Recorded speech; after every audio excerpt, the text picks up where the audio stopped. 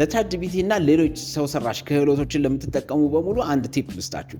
ቻትጂፒቲ ላይ ስንሰራ ሁል ጊዜ ከባድ የሆኑ ሂውመን ተች የሌላቸው ቃላቶች ይጠቀማል እና ቻትጂፒቲ እየተጠቀመ መሆኑን በደንብ ያስፎግራል። ይህንን ለማስወገድ ሁል ጊዜ ፕሮምፕታችን ፊት ላይ /human ብለን ብናስገባ ሂውመን ተች ያለው ልክ የአሁኑ ትውልድ የሚናገረውን ቋንቋ አይነት ቅላጼና ውበት ያለው ዶክመንት ይሰጠናል ማለት ነው። ስለዚህ ይህን ሞክሩትና ኮመንት ላይ የሚገጥማችሁን ንገሩኝ። ሌላው ደግሞ ሁለተኛ የምነግራችሁ ነገር የምንፈልገውን መረጃ ከጠየቅነው በኋላ ቻትጂፒቲ መልስ እንዲሰጠን ስንጠይቀው በጣም ረጅምና የተንዛዛ ነገር ብዙ ጊዜ ይነግረናል። ይህን ለማስወገድ በቡሌት ፖይንት እንዲያስቀምጥላችሁ ጠይቁትና መጨረሻ ላይ DLTR ብላችሁ ጻፉ።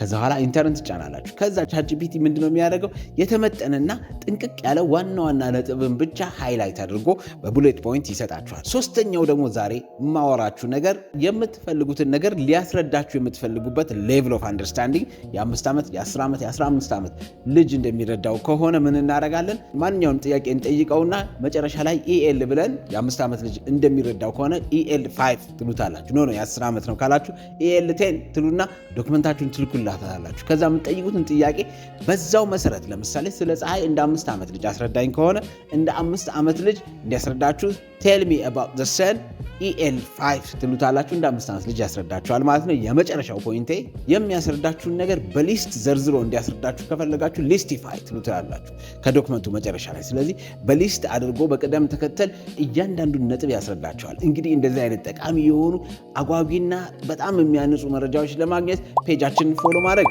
አትርሱ። ይመቻችሁ። ኖታ